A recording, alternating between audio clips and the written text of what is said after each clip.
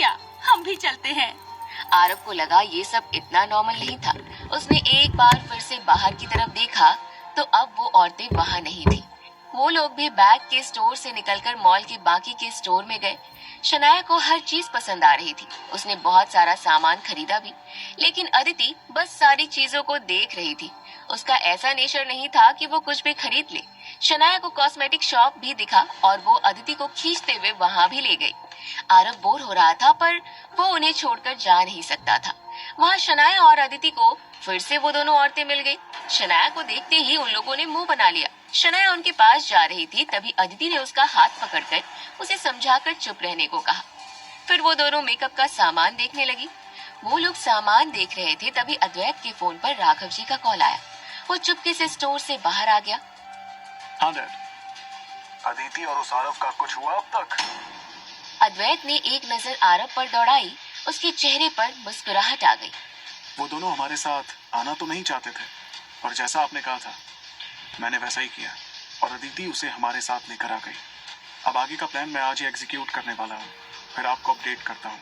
And I promise dad, वापस India आते हुए अगर मैंने इन दोनों को अलग नहीं किया तो मैं शनाया से अलग हो जाऊंगा। वो वापस स्टोर में आ गया। शनाया एक लिपस्टिक अदिति के लिप पर लगा रही थी। अदिति फौरन आरव की तरफ मुड़ गई। हनी, मैं कैसी लग रही हूँ? आरव जो अपने फोन में बिजी था, उसने अपना सर उठाकर अदिति की तरफ देखा और मुस्कुराते हुए गुड बोला। अदिति दी, आप आरव से क्यों पूछ रही हो? उसे इस बारे में कुछ भी नहीं पता होगा। इनफैक्ट वो तो लिपस्टिक के बेसिक कलर्स के डिफरेंसेस भी ना बता पाए। इसके पास सिर्फ एक ही स्किल है, बाजार जाना और वहाँ से ताजी ताजी सब्जियां चुन कर लाना, क्योंकि पिछले 3 साल से यही तो कर रहा है और शायद उससे पहले से भी। आरव अद्वैत को घूर कर देखने लगा तो अद्वैत चुप हो गया।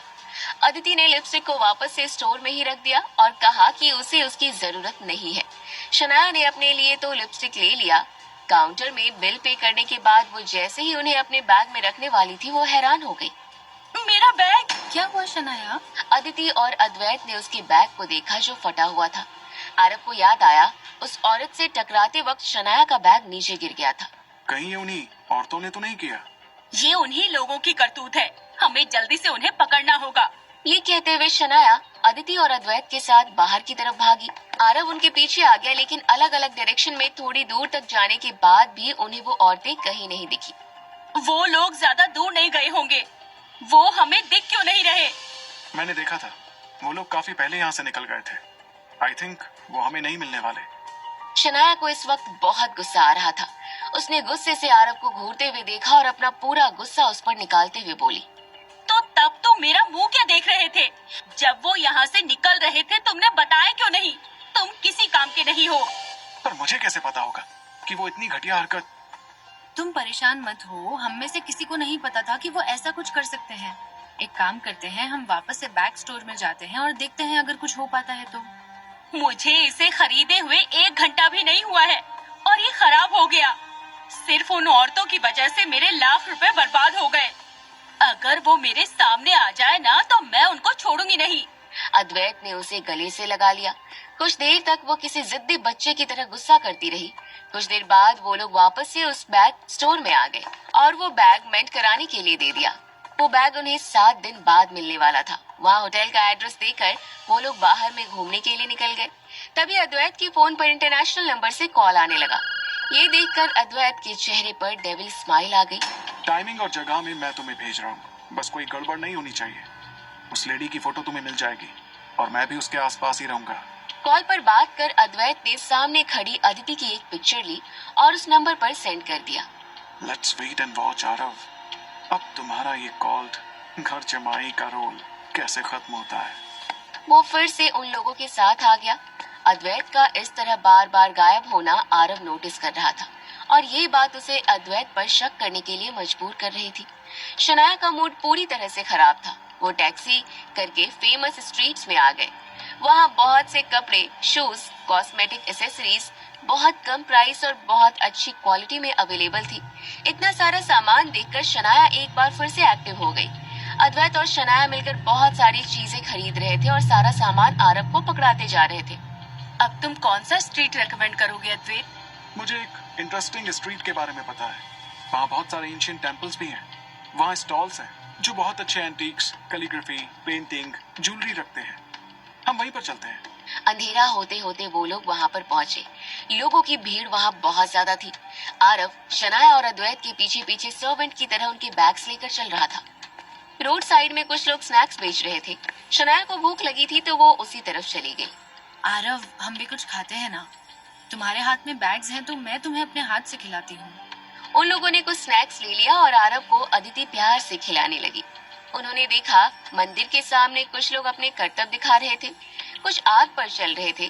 कोई एक टाइम पर बहुत सारे प्लेट्स हवा में उछालकर उसे संभाल रहा था और बहुत से लोग भीड़ जमा कर उन्हें देख रहे थे और उन्हें चीयर कर रहे थे।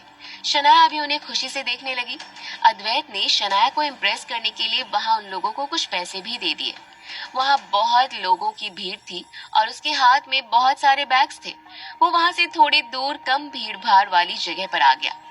आरव निहाल सिंह के कॉल के बारे में सोचने लगा। ये मीटिंग इम्पोर्टेंट है। मुझे कुछ भी करके 1-2 दिन में इंडिया जाना होगा। पर मैं अदिति और बाकी सबको इस बारे में क्या बताऊं? आरव अद्वैत की साजिश से अनजान अपने वापस इंडिया जाने के बारे में सोच रहा था। ये सोचते हुए एक स्टॉल पर आ गया जहां पेंटिंग, कैलीग्राफी, एंटीक्स लगी थी। वहां ज्यादा भीड़ नहीं थी। आरव को हमेशा से ही ऐसी चीजें कलेक्ट करने का शौक था। उसकी आंखें चमक उठी। उस स्टॉल पर एक पतला आदमी खड़ा था। वो शक्ल से इंडियन ही लग रहा था, जिसकी उम्र 40 साल होगी।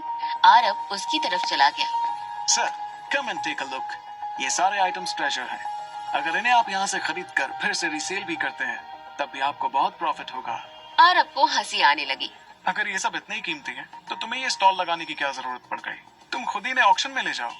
आदमी के चेहरे पर ऑकवर्ड स्माइल आ गई। सर, आप सच में इंटेलिजेंट हैं। मैं आपसे झूठ नहीं बोलूंगा।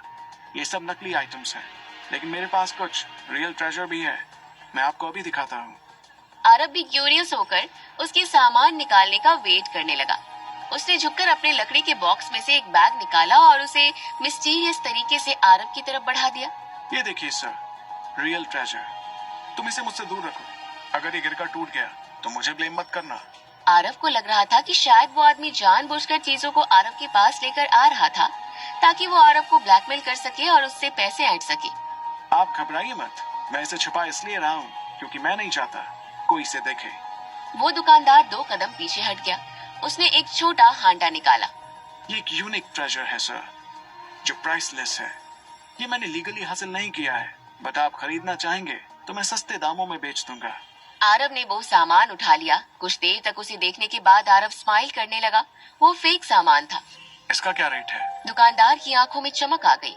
उसने जल्दी से अपने हाथ की मुट्ठी खोल ली और 5 का इशारा किया।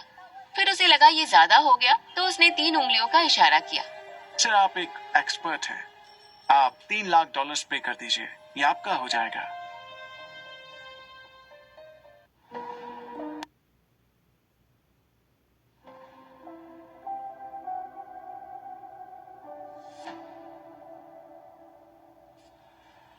वहां पर बहुत सारी शॉप्स थी, लेकिन आरव का ध्यान एक एंटीक शॉप पर था और तब वो उस तरफ बढ़ने लगा।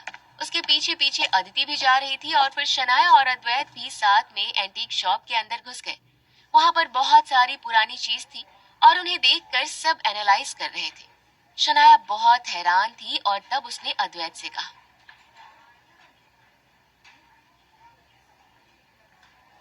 हाँ, बट बेबी ध्यान रखना, यहाँ किसी भी चीज को हाथ मत लगाना।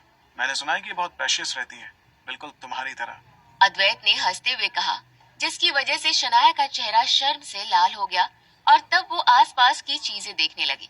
तब अदिति ने देखा कि आरव एक कोने में रखी हुई किसी प्लेट को ध्यान से देख रहा है और तब भी वहां पर शॉप ओनर आ गया।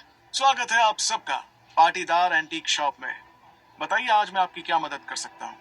वो एक मोटा सा आदमी था जिसके चेहरे पर बहुत बड़ी स्माइल थी। उसके चेहरे से साफ था कि वो बहुत कम बिजनेस कर पाता है और इसलिए उसने जब इतने सारे कस्टमर को देखा तो वो बहुत खुश हो रहा था। तब अद्वैत ने उसका जवाब देते हुए कहा, हम तो यहाँ बस यूं ही सामान देख रहे हैं सर। अगर कुछ अच्छा पसंद आएगा तो आपको इन्फॉर्म करेंगे। जी बिल्कुल, क्या आपको कुछ पसंद आ रहा है सर? शॉप ओनर ने ये बात आरव से पूछी थी, जिसका ध्यान अभी भी प्लेट पर लगा हुआ था। तब उसने पूछा, ये प्लेट कितने की होगी? मैं देखकर बताता हूँ। शॉप ओनर ने कहा और फिर वो उस प्लेट को उठाकर देखने लगी। उसने उसे एनालाइज किया और फिर कहा, ये प्लेट तो 7,000 रुपए की है, लेकिन इसके साथ साथ ही एक वास और एक ब्रेसलेट भी फ्री है। सारी डील मिलाकर मैं आपको 30,000 में दे सकता हूँ। क्या 30,000 में? आरव शॉक था। उसे विश्वास नहीं हो रहा था कि वो प्लेट 30,000 में उसे मिल रही थी। तब अद्वैत ने कहा, क्या हुआ आरव, तुम्हारे पास इतने पैसे नहीं है क्या? ठीक है, तुम एक काम करो कि अगर तुम्हें ये प्लेट पसंद आ रही है तो ये सारा सामान ले लो, तुम्हारे पैसे मैं दे दूंगा। वैसे भी इस ट्रिप पर मैं तुम्हें साथ लेकर आया हूँ, तो मैं इतना खर्चा तो कर ही सकता हूँ। लेकिन मैं ये जानना चाहता हूँ कि क्या आपके पास इसका सेकंड हाफ भी है या फिर बस एक ही है? तब शॉप ओनर ने कुछ सोचा और कहा, नहीं, मुझे नहीं लगता कि इसका सेकंड हाफ भी होगा। मुझे जहां तक इन्फॉर्मेशन है, ये एक प्लेट ही मेरे पास कहीं से आई थी और बस मेरे पास यही है। अगर ऐसा है तो फिर मैं इसे खरीद कर क्या करूंगा? आरव ने कहने की कोशिश की, लेकिन अद्वैत ने उसे बीच में ही रोक दिया और कहा, अरे आरव, तुम्हें कुछ भी कहने की जरूरत नहीं है, मैं तुम्हारी बातें समझ चुका हूँ। आप एक काम कीजिए, इसे पैक कर दीजिए। अद्वैत ने शॉप ओनर से कहा और फिर वो स्माइल करके सारा सामान ले गया। तब शनाया ने अद्वैत को गले लगा लिया और उसे किस करते हुए कहा, वाओ बेबी, तुम तो बहुत ही अच्छे हो। तुमने आरव की इतनी मदद करी। I am so glad. नहीं तो इसके पास तो इतने पैसे कभी आ ही नहीं सकते थे। तुम तो मुझे जानती हो शनाया, मैं कभी कभी चैरिटी में विश्वास रखता हूँ और इसलिए ऐसी चीज कर देता हूँ। क्यों आरव, सही कह रहा हूँ ना मैं? हाँ, बिल्कुल सही। आरव ने अपने चेहरे पर एक स्माइल के साथ कहा। अदिति उस स्माइल को देखकर समझ पा रही थी कि वो एक फेक स्माइल है। तब शॉप ओनर आया और उसने पैकेट को आरव को हैंड ओवर करते हुए कहा, ये लीजिए सर, आपका सामान। Thank you for shopping with us. उम्मीद है आप फिर से लौटकर जरूर आएंगे। Thank you. अद्वैत ने कहा और फिर वो सब एक साथ बाहर निकल गए। बाहर निकलते ही अद्वैत ने आरव की तरफ देखा और कहा, आई एम सॉरी टू से आरव, पर मुझे नहीं लगता कि तुमने जो भी सोच कर इस प्लेट को खरीदने के बारे में डिसीजन लिया वो सही है। मैं इतना तो श्योर हूँ कि इस शॉप में कुछ भी असली नहीं होगा। जिस तरीके से यहाँ पर चीजें रखी हुई है, मैं उन्हें देखकर ही समझ गया था कि ये सब नकली या फिर फर्स्ट कॉपी है। मतलब तुम्हें एंटीक्स के बारे में बहुत नॉलेज है अद्वैत? हाँ आरव, अब तुम तो जानते ही हो कि मेरी फैमिली कितनी बड़ी है और हम लोग एंटीक्स भी कलेक्ट करते हैं, तो शायद वहीं से मेरे अंदर ये टैलेंट आया है। चलो बेबी, हम आगे चलते हैं। अद्वैत और शनाया दोनों हाथ में हाथ डाले आगे चल रहे थे और आसपास की शॉप देख रहे थे। शनाया कभी अद्वैत को इस वाली शॉप पर ले जाती तो कभी उस वाली पर। वहीं उनके पीछे ही अदिति और आरव चल रहे थे। अदिति के चेहरे पर स्माइल नहीं थी और वो आरव के बारे में ही चिंता कर रही थी। तब उसने कहा, आरव, क्या वो प्लेट खरीदना इतना ज्यादा जरूरी था? तुम्हें पता है ना कि अद्वैत ने एक बार पैसे दिए हैं, लेकिन वो पूरी जिंदगी तुम्हें इस बारे में सुनाएगा और मैं ऐसा नहीं सुनना चाहती। तुमने अभी भी देखा ना कि उसने पैसे देकर ऐसा प्रिटेंड किया जैसे वो तुम्हारे ऊपर कोई चैरिटी कर रहा हो। मुझे ये सारी चीज नहीं पसंद है आरव। तुम समझते हो कि मैं तुम्हारी बेइज्जती होते हुए नहीं देख सकती, तो फिर तुमने उस प्लेट को क्यों खरीदा? अदिति बहुत सीरियसली इस बात को कह रही थी, लेकिन उसकी बात को सुनकर आरव को हंसी आ गई और वो जोर जोर से हंसने लगा। अदिति को ये कुछ समझ नहीं आ रहा था और उसने कहा, अब तुम भी मेरे ऊपर हंसने लग गए आरव। ये मैंने कभी एक्सपेक्ट नहीं किया था। एक तो मैं यहाँ पर तुम्हारे बारे में चिंता कर रही हूँ और तुम हो कि मेरा मजाक उड़ा रहे हो। किस बात पर तुम्हें इतनी हंसी आ रही है? तुम मुझे भी बताओ, मैं भी तो तुम्हारे साथ हंसूंगी। तब आरव ने अपनी हंसी कंट्रोल की और कहा, मुझे हंसी तुम्हारी क्यूटनेस पर आ रही है बेबी, क्योंकि तुम मेरे बारे में इतनी चिंता करती हो। ये मुझे पता नहीं था। मैं तुम्हें बताता हूँ कि मैंने ये प्लेट क्यों खरीदी। बात दरअसल ये है कि मैंने उस प्लेट को पहले भी देखा है। वो प्लेट कोई नॉर्मल प्लेट नहीं है, बल्कि one of the rarest plates है।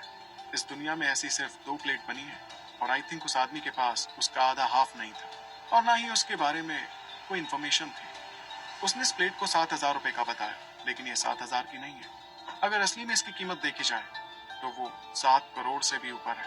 और अगर इसका सेकंड हाफ भी हमें मिल गया तो दोनों प्लेटें मिलाकर 50 करोड़ से भी ऊपर की इनकी कीमत है।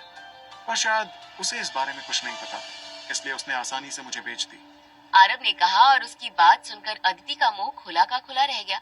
तब आरव ने अपनी बात आगे कंटिन्यू करते हुए कहा, जब उसने 30,000 रुपए बोला तो मैं शॉक्ड हो गया था और मुझे विश्वास नहीं हुआ कि इतनी बड़ी चीज मुझे सिर्फ 30,000 में मिल जाएगी। पर अब देखो, ये मेरे पास आ गई है और एक दिन मैं इसे बेचकर बहुत सारे पैसे कमा लूंगा। ये अद्वैत मेरे सामने कुछ नहीं है, ये बस प्रिटेंड करता है कि वो अमीर है, लेकिन मैं सच में अमीर हूँ।